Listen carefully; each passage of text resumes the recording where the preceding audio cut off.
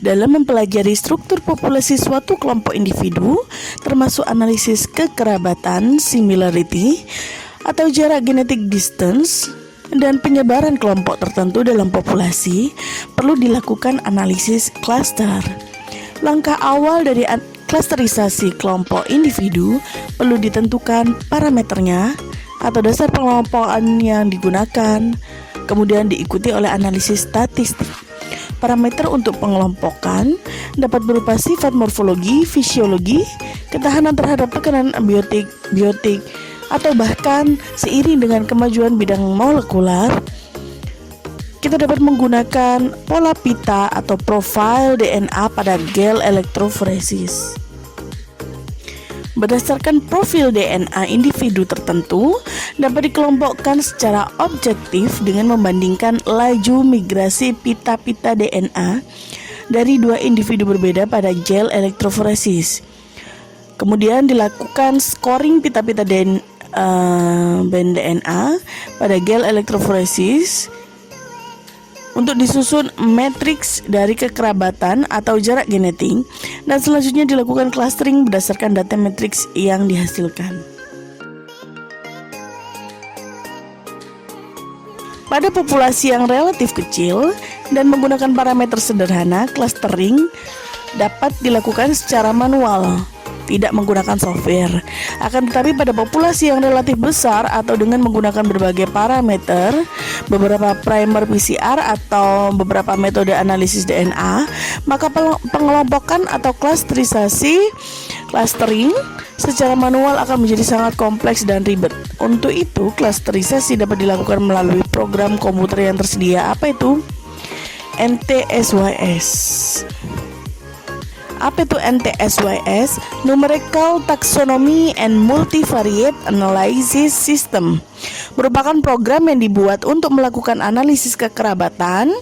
Program ini dapat digunakan untuk melihat hubungan kekerabatan antara beberapa sampel dengan melihat muncul tidaknya suatu parameter atau faktor fisik pada masing-masing sampel. NTSYS menggunakan 4 konsep dasar.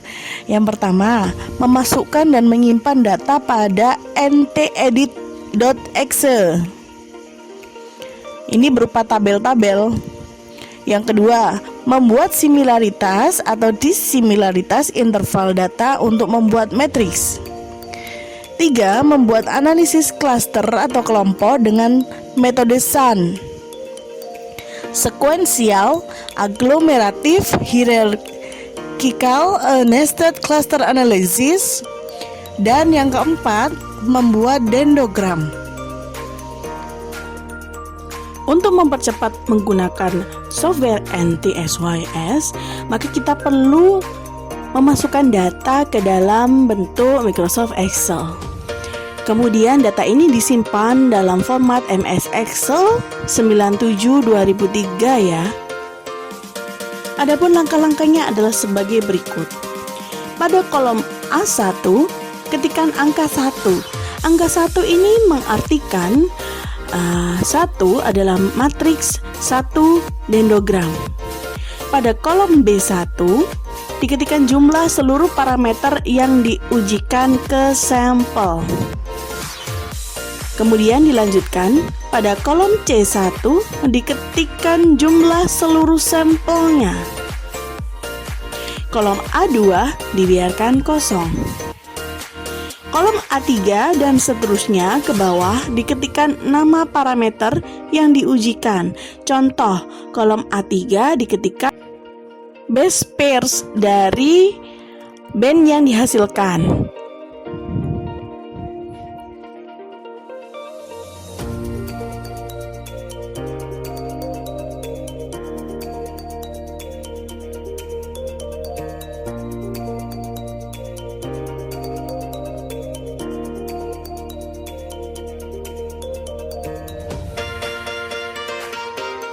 Kemudian dilanjutkan kolom B2 dan seterusnya.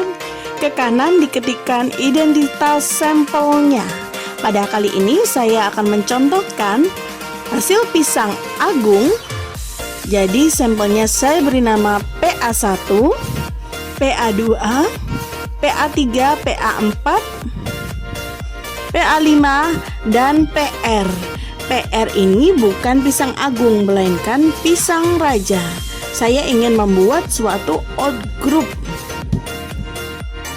Kemudian kolom B3 dan selanjutnya diketikkan angka 0 dan 1.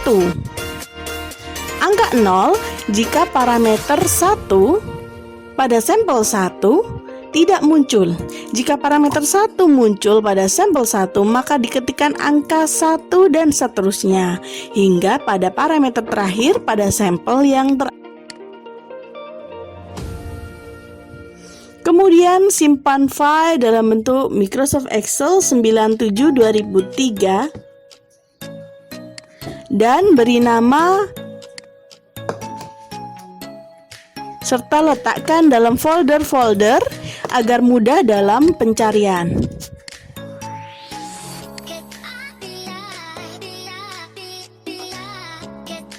Langkah yang kedua adalah membuka mtedit.exe. Kemudian buka file MS Excel yang tadi dengan cara klik file, lalu import Excel, pilih using Ole. Akan muncul jendela yang menanyakan apakah kita akan menulis ulang matriks yang kosong dengan kalimat override empty matrix yes. Kemudian cari file MS Excel yang tadi kita simpan. Selanjutnya mtedit akan terisi otomatis dengan data yang kita masukkan tadi di MS Excel. Nah, kemudian kita simpan data dalam bentuk NTS dengan mengklik file, lalu save file as, dan tulis nama file. Tulis nama file yang sekiranya kita nanti bisa dengan mudah untuk membukanya. Di sini saya memilih dengan nama pisang. Langkah selanjutnya adalah perlu membuka ntsys.exe programnya. Kita pilih similarity. Nah, kata similarity ini ketika diklik, dia akan terlihat lebih tebal di antara yang lainnya. Kemudian kita pilih SimQual. Kenapa kita pilih SimQual? Karena kita akan menganalisis similaritas atau disimilaritas bagi data kualitatif kita. Akan keluar tampilan SimQual. Kemudian pada sebelah kanan baris input file, klik 2 kali. Lalu pilih data NTS pisang kita sebelumnya. Dilanjutkan, kolom sebelah kanan baris by rows. Kolom sebelah kanan baris koefisien ada tulisan SM. Similaritas dibuat menggunakan koefisien simple matrix. Bisa juga kita memilih koefisien yang lain tergantung dengan kebutuhan kita.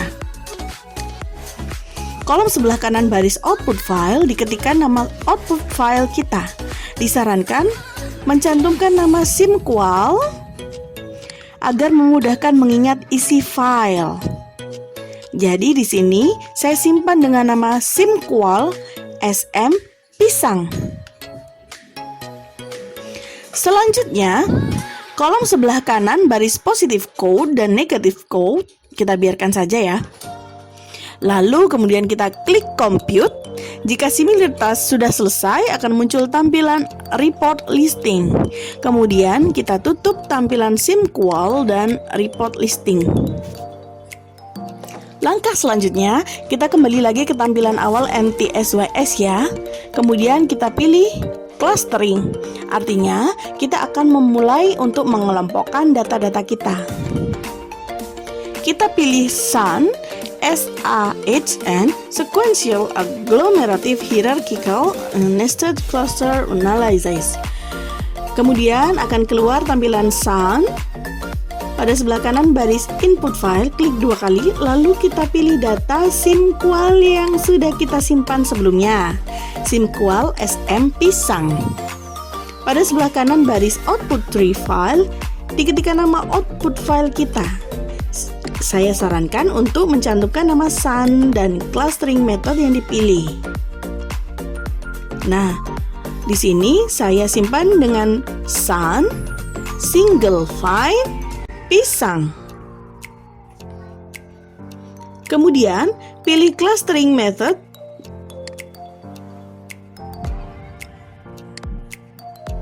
Pada sebelah kanan baris in case of ties, pilih find.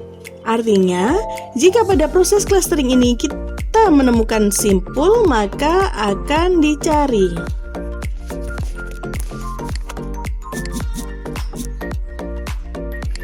Pada sebelah kanan baris maximum not tied trees, ketikkan kemungkinan jumlah simpul maksimum. Nah, ini saya sarankan kita ketik jumlah yang lebih banyak atau sama dengan jumlah sampel kita.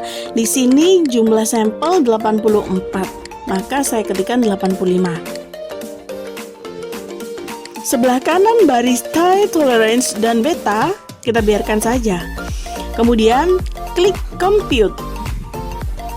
Setelah diklik compute, maka akan muncul gambar dendrogram berwarna merah di pojok kiri bawah dari program.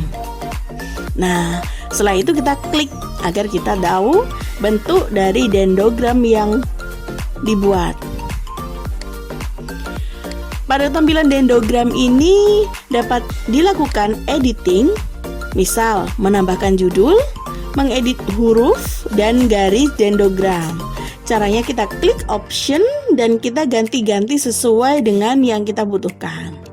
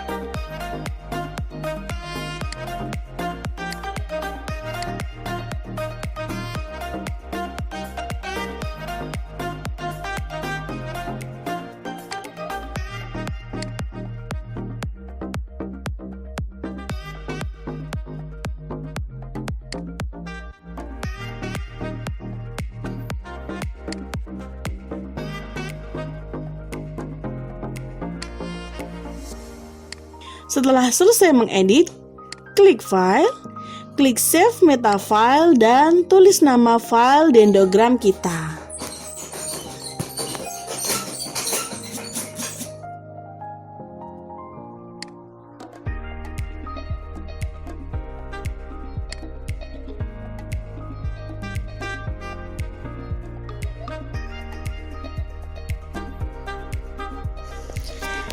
Dan ini dia hasil dari dendrogram kita.